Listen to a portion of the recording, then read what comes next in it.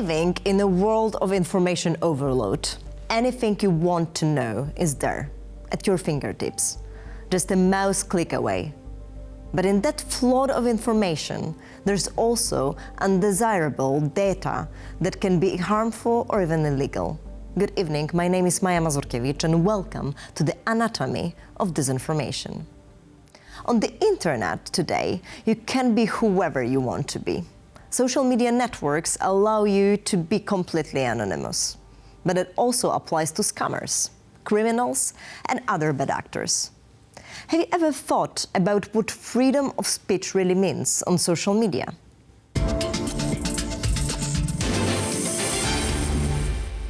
Women are seen as frequent victims of crime, and that's often true. But we have a blind spot when it comes to women involved in organized crime. And they can use that blind spot to their advantage. Our first guest today is here to talk about the women that are driving organized crime online and how we can protect the internet from that blind spot.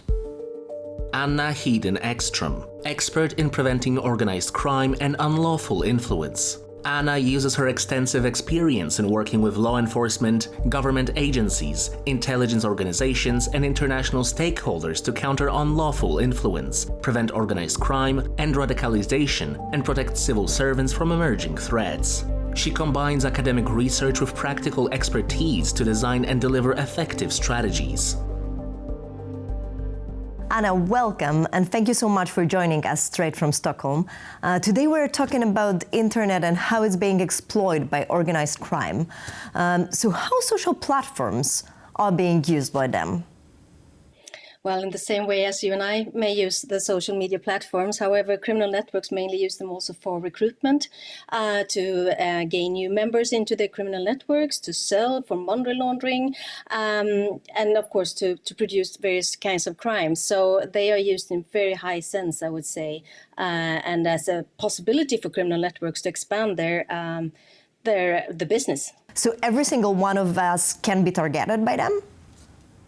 Oh, yes, definitely. I mean, considering, for example, fraud is something that we do see in Sweden is on the high rise. So the criminal economy is exploding. It's not only about, selling drugs anymore or ordering violence. It's also about, what comes into what looks like more main businesses, and but also a lot regarding frauds, especially targeting the elderly. Exactly. So are there specific vulnerabilities of a victim? I would say so, yes, definitely. I believe Sweden is a highly digitalized country, so mostly everything we do, from bank accounts to post to receiving food, is conducted through the digital world, and not everyone is used to using the digital world. So, of course, that is one vulnerability. Also, if you're feeling socially excluded for other reasons, for example, and you have other kinds of grievances, I would say that you are especially vulnerable.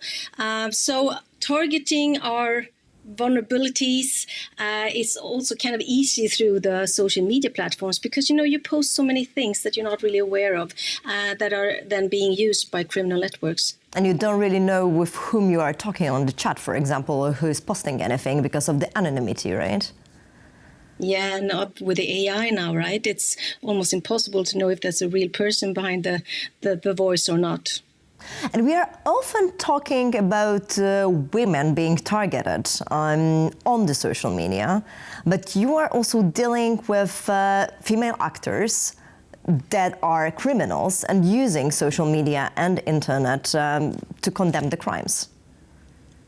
Yes, I've been working for many years with the Swedish law enforcement on analyzing female perpetrators within the organized crime environments. And what we do have seen is that, they kind of represent a blind spot because we are so used to seeing a criminal person as a man, usually, maybe in the mid-20s and above. However, the situation in Sweden is changing rapidly, and both in terms of perpetrators becoming younger, but also the view on women and the identification of women as perpetrators. So yes, then they are definitely also using social media networks to recruit and to show and to post, signs of a nice, cool lifestyle.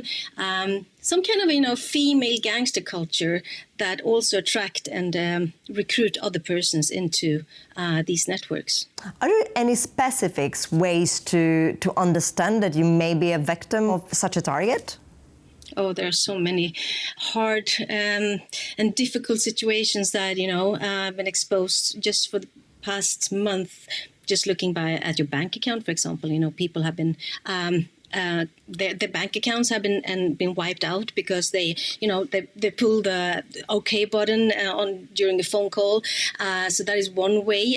The romance, we do see that women use dating apps, for example, both by luring money from persons, but also by making men come out, and then they have a network of men behind them who would beat up the person and pressure them for money, for example. So that is also one way that social media is being used for criminal doings.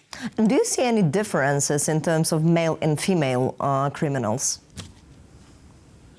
Well, many, yes, I would say. One of the first is that the female perpetrators mainly go under the radar, and they know it. So they are using their gender as a mean to produce criminality and to work in the criminal networks. And also the criminal men know that the female perpetrators are going behind the radar. We have a saying here in Sweden which is called the green ladies. If you're a green lady, you can do a lot of things because you don't have any dot in any kind of law register, for example. You have paid your debts, you have done everything, okay, so you're like clean. That means that you can rent a car, you can rent a house, you can book travels, and so you can be a logistician and money launderer at the same time, which is really, really crucial for the criminal networks because you need people that can make sure that things are taken care of without being exposed for law enforcement. So that is one, I would say, specifics regarding female. And you've been mostly talking about Sweden. Is it something specific for Sweden, or does it also happen internationally? Well, when it comes to gender equality, we've always been very proud in Sweden of our gender equality, and we still are. I would say that what is specific for Sweden is not this. However, I would say that for a couple of years now, we've been, one of the few countries that actually look and analyze the role of women in organized crime. I can see now that there are a lot of countries coming and doing the same thing. So no, the female participation in organized crime is not unique for Sweden, but I would say that we are one of the few countries so far that has identified it as a problem and are trying to deal with it from both law enforcement, but other also societal functions. And are you also talking about publicly? Do you have campaigns that are kind of like talking about it in Sweden, saying that it might happen and it's different? We have not had that yet, but I do see a very, very big difference. When I started working with this for law enforcement around 2018, 2019, when we started talking about female participation in organized crime, that was almost unheard of. Today and now we do see female representation in media in a totally different way than we did before, both in terms of convictions and in reports, and also, when we talk about leaving organized crime, so for exit strategies, we also see a debate on women being able to leave criminal networks in the same way as men. But no, we do not have had a large kind of campaign. Maybe that would be a way forward. I'm not sure. And what consequences does this blind spot have for national security and democracy? Well, I say it has huge implications, I would say, both in terms of, the violence that is always behind the scenes when it comes to crime and the criminal expansion. If we only look at about 50% of, people living in a country or in the whole world, we're only targeting men, then we don't see the other parts who are also benefiting from criminality. When I started with this work many years ago now, I had a presentation and it was also on a TV show. And my daughter, she was then 12 years old, and she listened to it and she said, "So Mom, I was just wondering, do you actually go and work and ask yourself and your colleagues, can women be criminals? And I said, well, yeah, something like that. And then she said, Mom, it's 2022. We can be whatever we want to be. And I believe that she had something targeting there, because I do believe that women see themselves as, agents in their own right. And if we do not give them that kind of respect, we will not be able to, wanting them to leave the criminal networks. Thank you so much, and I think that's important to say. We need to look at this blind spot, but we need to remember that women and girls are also being severely attacked in the internet. Thank you so much for joining us. Thank you, Maia. Now, let's zoom in on Cameroon, where Russia has been peddling disinformation via a Pan-Africanist media outlet and using its RT Academy to tap into local human resources in a bid to groom new generations of professional disinformation spreaders. And in case you were wondering, China's also in the picture.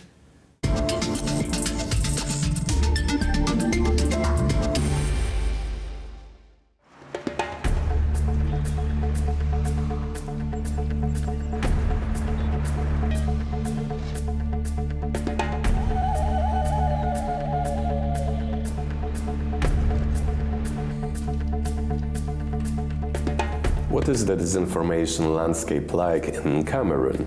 I think that the disinformation landscape in Cameroon is quite different and in a way more fragmented than across other African French-speaking states. Disinformation efforts are sponsored by Russia, and they're still at large. Multiple news sources appear as though they're laundering or republishing content with a pro-Kremlin political agenda. What that means is that the content includes anti-French, anti-Western, anti-Ukrainian, and pro-Russian narratives, with a skewed perspective, for example, on peacekeeping missions or being critical of the West, while glorifying Russia as a viable partner.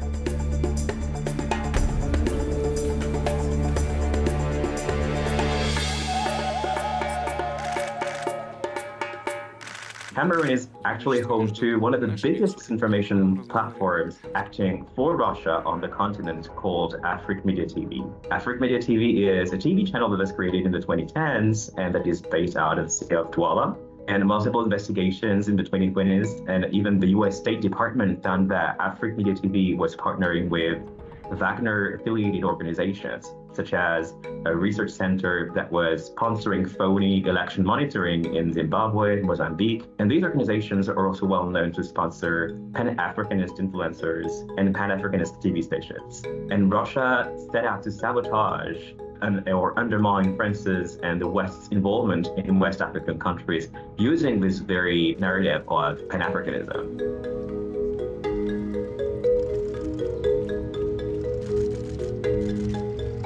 Russia also has traditional ways to influence the country, with a cultural center in Yaoundé, the capital city of Cameroon. And professionals are also invited to participate in the RT Academy. The RT Academy is this very interesting new journalism program that RT has established, which aims to teach the ethics of quote-unquote journalism. It's a program that is both in French and English. China is probably the second most active influence actor in the region. In the disinformation space, countries such as Russia and China have been partnering up. So there has been a partnership, for instance, between Russia Today, Sputnik, and Xinhua, the Chinese news agency. And what we would see often is that news or stories that are published in French but emerge on the French-speaking avenues of Xinhua are often copy-pasted or reposted content from Russian news outlets in France. So that's an article about something that Russia is doing with the grain deal, for instance, to export grain towards African countries, is published in Sputnik Africa. But some article could find its way in Xinhua, being published or translated into French, and then laundered to local African news sources.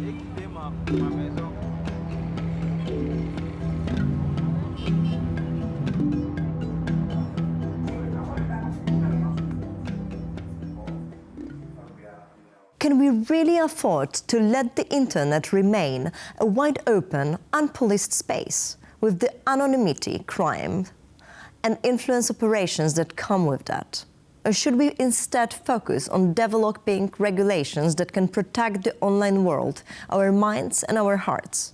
Our next guest is here to talk about the harm that happens on social media platforms and the importance of regulations. Pavel Havlíček, Research Fellow at the Association for International Affairs. Pavel has coordinated Russia research and advocacy for the Map Influence project since 2020 and became the Konrad Adenauer Stiftung's Central European Fellow for Security Policy in 2023. He has been on the EU-Russia Civil Society Forum board since 2022 and collaborating with the Association for International Affairs since 2016. His research focuses on security, disinformation, strategic communication, democratization, and civil society in Central and Eastern Europe and the post-Soviet space. Actively involved in Czech politics, he joined Top 09 in 2022 and previously advised the Ministry of the Interior on its digital agenda and social media regulation. Pavel, welcome and thank you so much for joining us straight from Czech Republic. And we're talking today about harm that happens in the internet and the violations of our rights as well, especially in the recent announcement of Mark Zuckerberg regarding Meta and also Twitter that are releasing the trust and safety issues. How it's affecting us?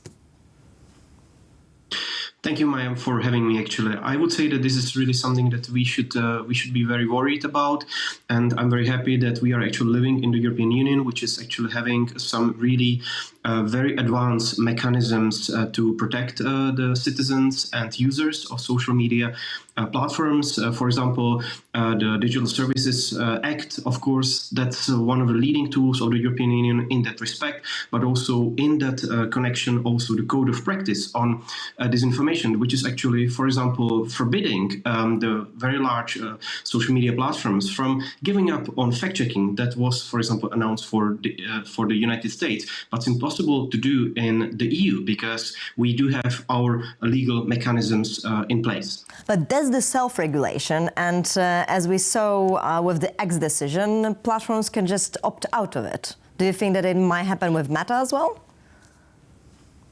You're absolutely right, and there are some announcements already that we heard about from these platforms that they might withdraw from some of these principles, but it's much more difficult to do. So we do have these kind of hooks that can actually protect us from getting under fire, so to say, because we have seen already some sort of situation in which actually the pushback against fact-checking and fact-checkers themselves is actually very negatively influencing the social media platforms, the information ecosystem, and the world that we are living in. So this is actually something that we really need to be mindful of, and I'm very happy that once again we are living in the EU, whereas we have at least some level of protection and some level of engagement with these big actors and social media platforms throughout the engagement of the European Commission, but also our own member states that are in fact in a privileged position in there.